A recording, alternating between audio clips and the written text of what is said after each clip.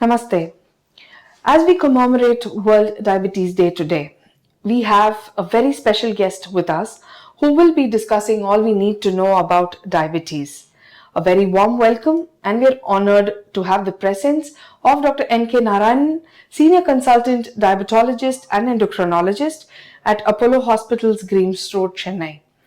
With his extensive experience, Dr. N.K. Narayanan will lead us through the world of diabetes, offering his valuable insights and addressing all your queries and questions. Thank you very much, Doctor, for joining us today. And good day to all. Talking about diabetes, which is a very big NCD that we are facing as a country, as a world together. What are the primary causes of diabetes, Doctor? So to address this broadly, we need to classify as to what type of diabetes we are looking at. So essentially, there are different types of diabetes. People commonly know about type 1 and type 2 diabetes, but there are a lot more other varieties of diabetes which people are not aware. So the vast majority of the diabetes that we see in the country, in our country especially, let's say even more than 90-95% is type 2 diabetes, which is where I will focus on regards to the discussion for this risk factors. Type 1 diabetes, we won't go into it right now, but for type 2 diabetes, there are various risk factors, including the family history. Somebody who's got his parents, grandparents, somebody else, first cousins who have got diabetes. Apart from this, they do have other risk factors like their dietary habits, their lifestyle, their physical activity, the stress levels. Stress is something which is often a discounted factor in the pathogenesis of diabetes. It's not that people who have got a one risk factor should develop diabetes. You can negate that risk by compensating in other areas. The reason I say this is we often hear from people saying that, oh, my parents, both parents have got diabetes, I'm sure I'm going to develop diabetes. It's not so. For type 2 diabetes, it's not so. Even if they have family history, if they take care of other aspects like the stress management, the dietary aspects, the physical activity, etc., still they can prevent type 2 diabetes. So, before we go on to the warning signs or the symptoms of type 2 diabetes, you spoke about type 1 and type 2 diabetes, Doctor. How does it differ in terms of diagnosis, in terms of management, and in terms of outcomes, basically? So type 1 diabetes, we would have heard, people are probably now aware now that India is also seeing more and more cases of type 1 diabetes, that these are people who develop diabetes at a very young age, either as a child, even at the age of 2 or 3, most often into their, let's say, adolescence, like 11, 12 in the teens. Those sort of young people who develop diabetes, they are lean, they are not obese, which is another risk factor for type 2 diabetes. These are lean individuals who do not have other risk factors, who may not have family history either. Their diet and lifestyle doesn't matter in this particular type of diabetes, but they get, let's say, for example, an infection which precipitates acutely, which means within few days to 2-3 weeks time period, they develop the symptoms of diabetes, significant weight loss in that short duration, let's say 2 to 3 weeks time period. They do get other symptoms like frequent urination, frequent thirst, etc., but it's pretty quick compared to the type 2, which often is a very slow onset process. People often don't recognize the onset of type 2 diabetes, whereas type 1 is not so, because there is absolute insulin deficiency in these individuals.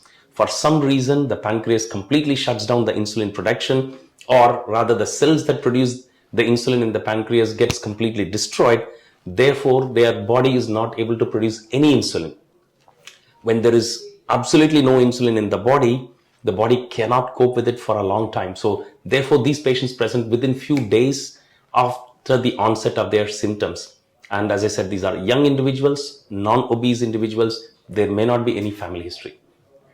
So, coming back to our question, how do we identify, or what are the symptoms and signs or warning signs of diabetes, of type 2 diabetes in people that we should be aware of? So some of the symptoms are quite common for all the types of diabetes, whether it's your type 1, type 2, or the other inherited forms of diabetes that we were talking about. When the sugars are high, it's very common that people start feeling more thirsty, they want to pass more urine, they start feeling a bit more tired.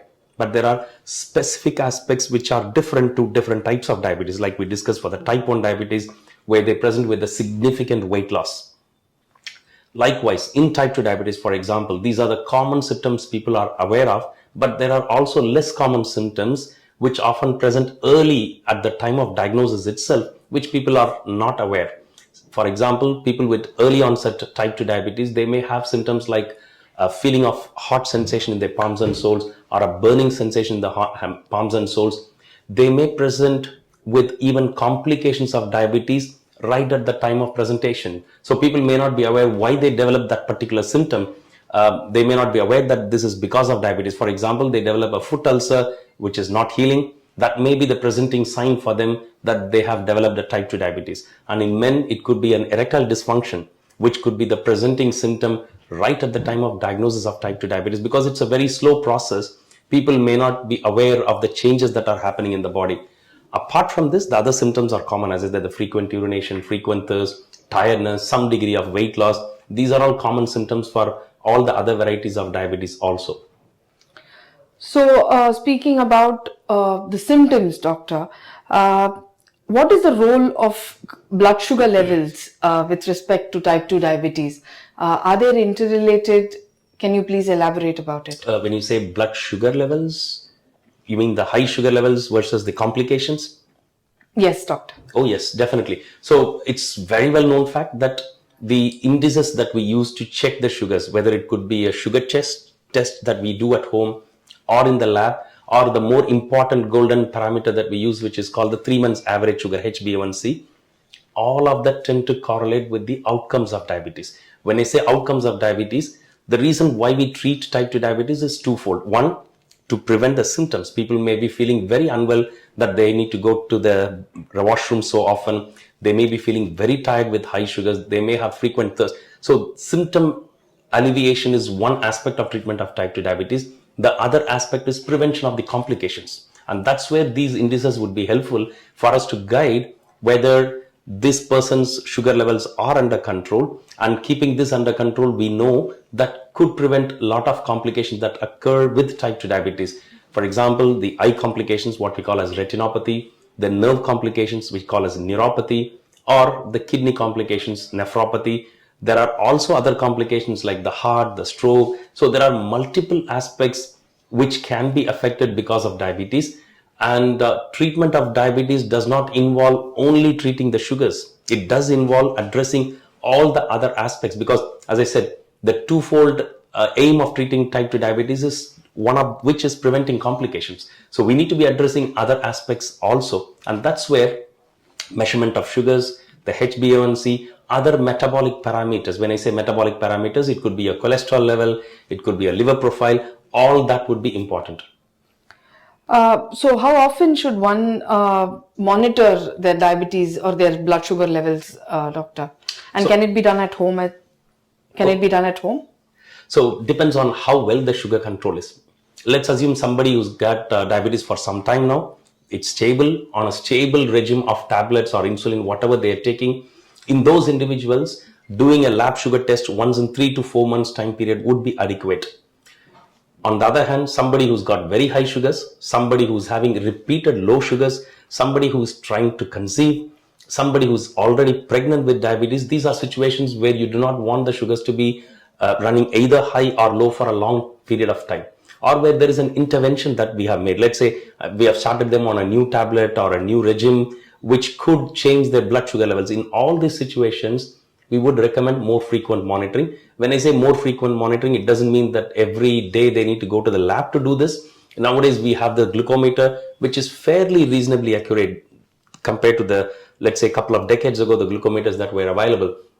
It will help the patients as well as the physician to guide the therapy. When you make the change, you want to see whether the sugars are settling, whether the high sugars are coming down, whether the low sugars have settled. In a pregnant lady, we want to bring down the sugars as quickly as possible, and we want to make changes to their regime, the treatment regime, more frequently compared to a non-pregnant individuals. In all these situations, home glucose monitoring will be very helpful. Doctor, coming to the management of diabetes, I have 3 sections of questions for you. What are the lifestyle changes that you would advise and suggest? What impact does stress, which is very common today in all our generation, what is the impact of stress on our blood sugar levels? And number 3 is sleep. What is the importance of sleep with respect to our blood sugar levels? So the first aspect, lifestyle management, is the core area which we need to focus whenever we are treating a patient with type 2 diabetes. Especially, it's also important for other forms of diabetes. When we say lifestyle, it includes both the dietary aspect as well as their physical activity. Without this, if we need to treat somebody with the type 2 diabetes or other forms of diabetes, then there will be a gradual escalation in therapy. One tablet will become two tablets, three tablets. So the patient will be dependent entirely on the medications to control the sugar, which is not the right way to do. If there is no other way, somebody who's bedbound can't do physical activity, that's a different set of question. But the vast majority which we see with type 2 diabetes, they are able to do physical activity, they can control their diet, they can modify their diet. So the first and second step of management is always the dietary modification, their physical activity. When I say physical activity, the general recommendation would be at least 30 minutes per day, every day, walking, exercise, jogging, swimming, cycling, games, whatever they want, they need to be burning calories every day. So these two aspects cannot be ignored in any forms of diabetes that we are treating. The second aspect which you asked was the stress. As I told you at the beginning, stress is often a very discounted factor in most diseases, also same in type 2 diabetes. In clinical practice, we do see this often. A patient who's, let's say, a very busy office going person, sugars are high, they take rest, they have a holiday for 10 days at home, completely relaxed, easily the sugars come down. They start going back to work, the stress level mounts, the sugar starts increasing. Stress level boosts up certain hormones in your body, which are called the stress hormones, like the cortisol, for example, the adrenaline. These are hormones which people might have commonly heard. These hormones have an effect which is against the insulin. Insulin brings down the sugars. These hormones will increase the sugars. So it's not that you should not be busy. Obviously, physically being busy, mentally being busy is not the problem. It's the stress, how you take it inside is what matters, and stress will definitely increase the sugar levels.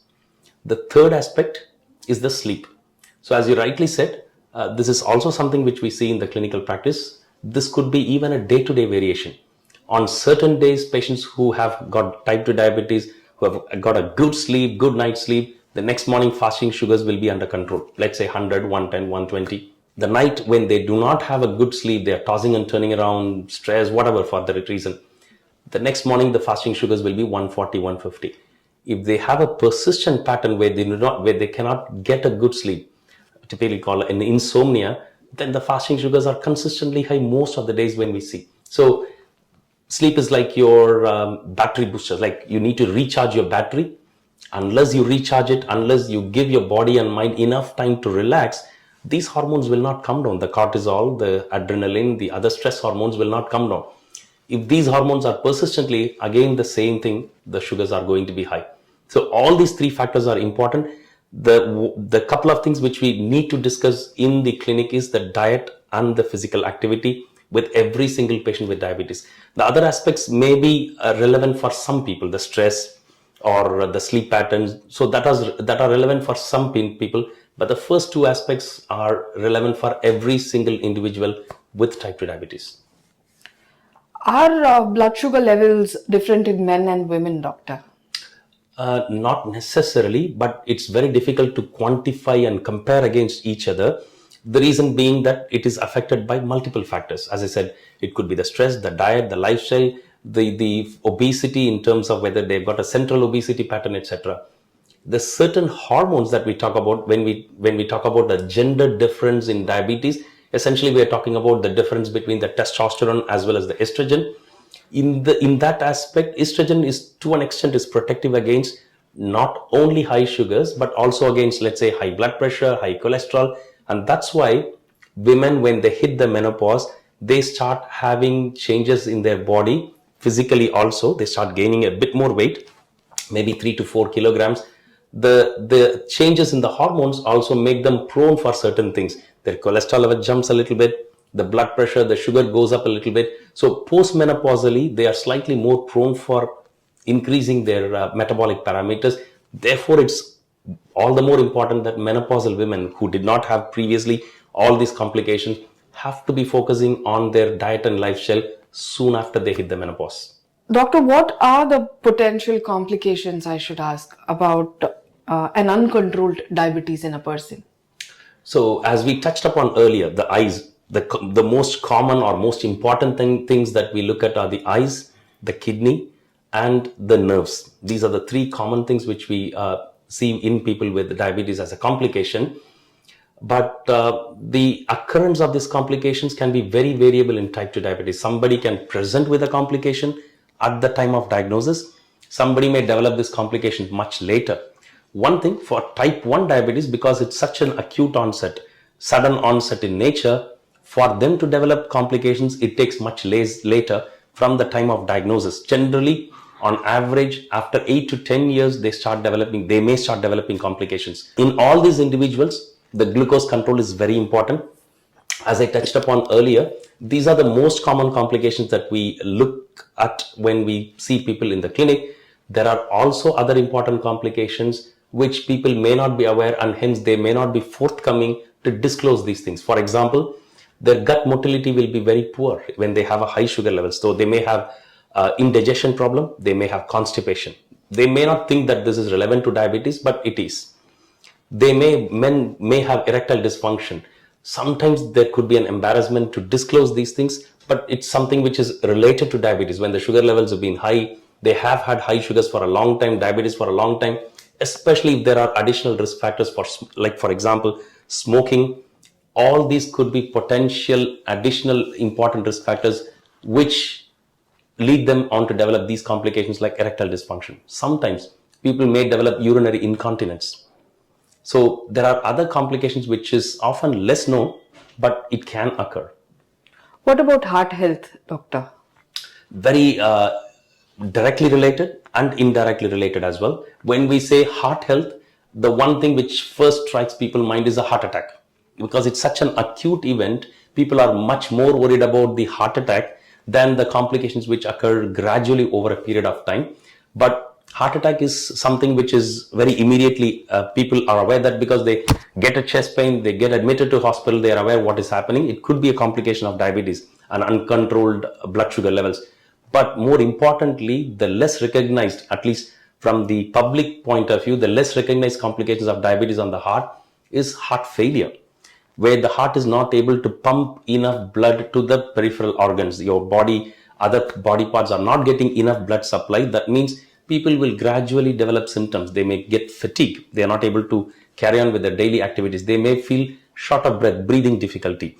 And importantly, there is something called diabetic cardiomyopathy. What it means is these group of individuals, without having had any blockage to the blood flow to the heart, which is what we call as heart attack, without having had any blockage to the heart blood vessels, can develop complication in the heart, where because of the high sugar levels, the heart is not able to pump properly. So these sort of complications, as I said, one is direct, which is evident, the heart attack. One is something which is less recognized, where the heart failure. The heart failure, in fact, carries a very high mortality, which means the death rate. So this is also something which people should be aware and focus on when we treat people with diabetes, type 2 diabetes. Doctor, you mentioned about gestational diabetes during this conversation. Are there any specific dietary recommendations for people with women with gestational diabetes during their pregnancy or post their pregnancy? So, good question. Gestational diabetes, by definition, is a form of diabetes which occurs only during pregnancy. By definition, it goes away after delivery, like within 48 hours after delivery, it just goes away. It's not a permanent form of diabetes. They develop high sugars typically after 24th to 28th week of pregnancy. They don't develop high sugars right in the first trimester itself. In women, it's a warning sign for them that they are a group of people who are at a higher risk of developing type 2 diabetes in the future. And that's what gestational diabetes means. Again, the other risk factors which we discussed for type 2 diabetes are all relevant here. People who have a family history of diabetes, people who have had gestational diabetes previously, people who are obese, women who have had polycystic ovaries and getting pregnant, all these individuals are at a higher risk of developing gestational diabetes. Now, these women with gestational diabetes do not have a very high sugars that we often see in type 2. Like, they don't come to you with a sugar of 300, but the sugar levels of even 180, 200, what they develop during pregnancy itself could be a problem for the baby, not for the mother. After all, the mother having a blood sugar of 200 for the next 3-4 months is not going to harm her in any way. but it's mainly for the baby that we are concerned about. The fetus, the baby which is just forming there, even a slightly high sugar value which is persistent throughout the pregnancy can be detrimental in many ways for the pregnancy. When I say detrimental, right from miscarriage in the first trimester, if they do develop diabetes by first trimester, which is not gestational diabetes, it's called pre-diabetes, or later on gestational diabetes, then the baby can become a big baby, what we call as a macrosomia. The inside fluid volume, the amniotic fluid volume can go high. They may have premature delivery. In uncontrolled sugars, there could be stillbirths. And if the sugars are not under control, the baby can develop a low blood sugar within the first 48 hours after delivery. There is an increased incidence of jaundice in the baby after the baby is being born. Now, these are all complications of uncontrolled gestational diabetes. The good news is that if we do address these issues, if we do control the gestational diabetes properly in the mother, all these complications could be prevented and the women can have a very normal delivery and a healthy baby. So, what would be your recommendations or dietary recommendations or physical workout for the mother? What would you suggest? So, dietary recommendation, yes, I didn't touch upon it. The most other things which we tell for our patients with type 2 diabetes are all relevant for the gestational diabetes mother also, like avoiding direct sugars, sweets, ice cream, cool drinks, all these things. But there are also certain aspects which are unique in pregnancy because of the nature of the pregnancy hormones which are high. In general, their sugars tend to be higher in the morning, the post-breakfast sugars. If they have white foods in the morning, let's say in our typical South Indian diet, an idli or an idiyappam or anything that is made out of maida, they cannot tolerate a white food, especially if it is taken in the morning time. White bread, all these will just spike the sugars post-breakfast. Sometimes the same food which is taken in the morning, which spikes the sugars, if the same food is consumed in the evening, the sugars will not go up that much. So these are certain unique differences that we see in women with gestational diabetes. The other important things would be splitting up the portions. They should not have 3 bulk meals a day like they might have had during the non-pregnant time period. It should be small portions spread out. It should not be a carbohydrate only food that will also spike the sugars. Every meal that they have should be a mixed diet, meaning there should be some carbohydrate, some protein, fiber. It should always be a mixed diet which will smoothen the curve.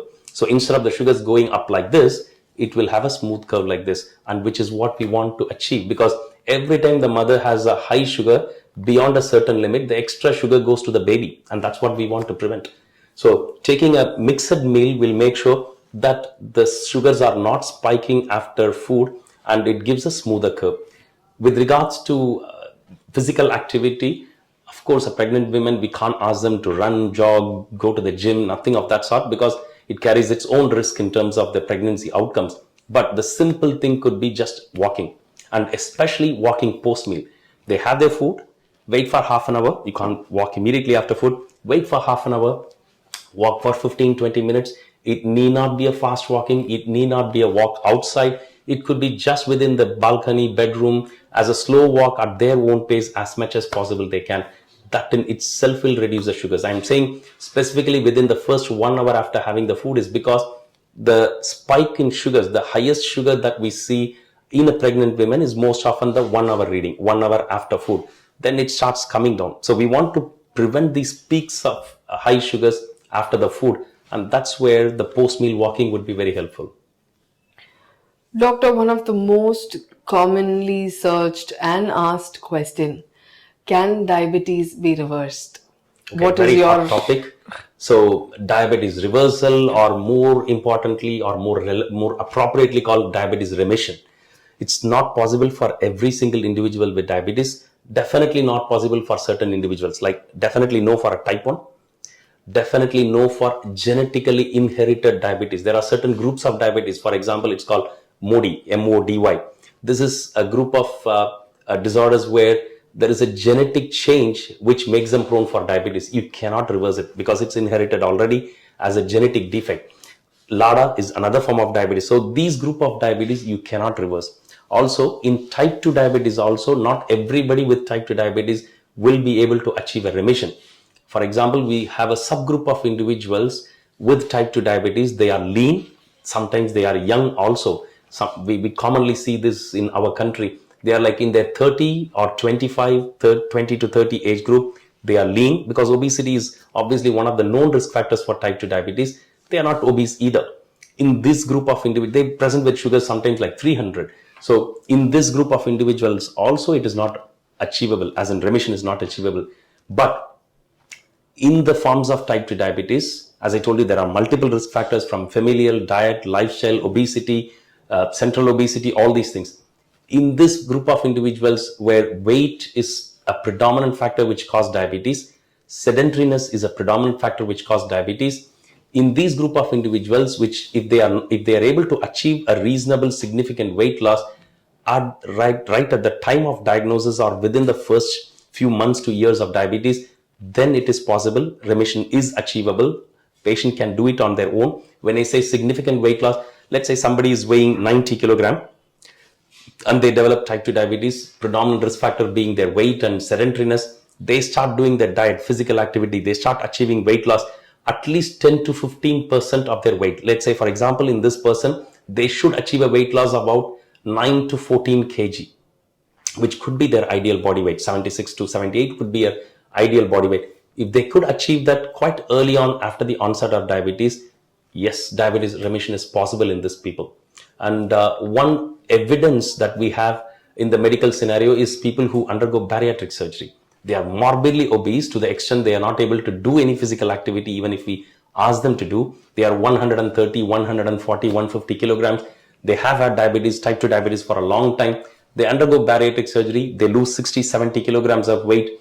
From taking like 150, 200 units of insulin, their requirement comes down drastically, and some people will just go into remission where they do not require any medicines and still their sugar levels are normal. In all these individuals who achieve remission, the reason I call it as remission rather than reversal is because it's a diet and lifestyle disease. You achieve remission, it doesn't mean that you can go back to your original bad lifestyle, eating habits, etc. You have to maintain that weight. You have to remain good with your diet, lifestyle, etc.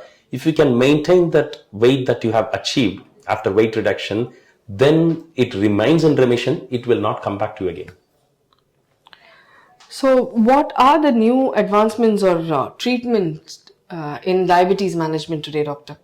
So, very exciting that time we are in. The treatment of diabetes probably is going to take a shift from focusing on only controlling the sugars, which is what many of the tablets that we use, insulin that we use will achieve, to achieving a good outcome in terms of the metabolic parameters, i.e. achieving the weight loss. The meaning is that many of the medications that are currently being used, currently being launched, and in the near future, when I say near future, in the next couple of years that India is going to see quite a few of the medications that are going to be launched as a treatment of type 2 diabetes will also achieve significant weight loss, really significant weight loss, which essentially means these people can go into remission if they achieve a significant weight loss. So these drugs are not going to be targeting only controlling the glucose. It's also going to be causing weight loss. When there is a weight loss, your blood pressure is going to come down, your cholesterol is going to come down, your risk factors for developing complications, be it your heart problem, kidney problem, everything is going to come down. So the focus of treatment is probably going to it's already changing, and it's probably going to change the next few years time period as to how we treat it. That's one aspect when we talk about the drugs that we use for treatment of diabetes. The second aspect is the technologies that we use. So people might have heard about technologies like CGMS or continuous glucose monitoring device. The more advanced version is called the flash glucose monitoring device, where you just put in a button-like device and you just show a reader to it. It will tell you what the sugar values right at that time point. So you don't have to prick all the time. You can just apply this and show it. This will be very, very important for people like in type 1 diabetes, a young child who does not want to be pricked so many times. There, this could be very, very helpful. This also can go forward further. When I say go forward further in type 1 diabetes, is these devices can be coupled with what we call as an insulin pump. Insulin is typically taken as an injection, and in a type 1 diabetes, it has to be administered 4 times, 3 times for the child. With the device insulin pump, the insulin is put into the device. It just continuously infuses the insulin into the body. Therefore, instead of having, let's say, 12 pricks in 3 days time period, this person will require just a 1 prick where the insulin, the device has to be changed. Sorry, the pipe has to be changed. The device that infuses the insulin has to be changed. So that's a big change for that particular individual, where the number of pricks come down, both from the point of view of administering insulin and as well as from the point of view of monitoring. Another important aspect is something called a closed loop. When I say closed loop, it essentially means it's acting like an artificial pancreas. Normally what pancreas does is it senses what is the blood sugar level. Based on the blood sugar level, it infuses insulin into the body as much as it is required for the body. And that's exactly what this closed loop does. When I say closed loop, it's a combination of an insulin pump, the sensor which monitors what the blood glucose level is, and through a Bluetooth, the sensor will communicate with the insulin pump, tells the pump as to what the sugar value is. And depending on the sugar value, the insulin will be infused through the pump automatically. The child doesn't have to, or even an adult it could be used, but very important for a type 1 diabetes child, the child doesn't have to manage it aggressively, looking into the device, changing the settings, all these things. It will be all automatic. It's called a smart insulin pump, and it's smart to an extent where if the person develops a low sugar, or if the sugars are falling quite rapidly, the device will automatically shut down the insulin infusion so that it will prevent any significant low sugars. People with diabetes will probably know slightly a high sugar, you're just okay wandering around, but one significant low sugar, your entire day gets spoiled. You get headache, fatigue, you don't feel like doing anything, you want to lie down. So probably they lose half of the day. And imagine if this happens to a young child who's going to the school. So one significant low sugar is very important for that particular child. And these smart insulin pumps will cut off the insulin infusion if the sugar levels are dropping, or if this is going below a certain limit. These are important devices from the technology point of view, the drugs point of view. There are various changes that are happening which will make the life easier for people with diabetes, both type 1 as well as type 2. Amazing management of diabetes, doctor. So today we are commemorating World Diabetes Day. Yep. What would be your message to our viewers who are watching this session? For this World Diabetes Day 2023, the theme itself is focusing on the diabetes awareness. And specifically for this year, it is focusing on preventing the complications, or awareness about the complications and awareness about the risk factors for developing type 2 diabetes. So risk factors and awareness about complications, I think that's what we mostly focused on when we discussed during this time period. So my advice for people who have not developed diabetes is definitely, one aspect is not to get into a higher than ideal body weight. Maintaining an ideal body weight would be very helpful. Eat less, work more physical activity. Sedentariness is something which is going to precipitate. As I said, stress is often a discounted factor, especially in the days and age of now, where industries like IT industries, prolonged work hours, target-oriented approaches, all these are putting a lot of pressure on the individuals, and unaware until they develop type 2 diabetes or complications that these are the precipitating factors. Once they develop, they realize that maybe they have put in a lot more than what they should have in the past 6 years, 10 years, what they have done.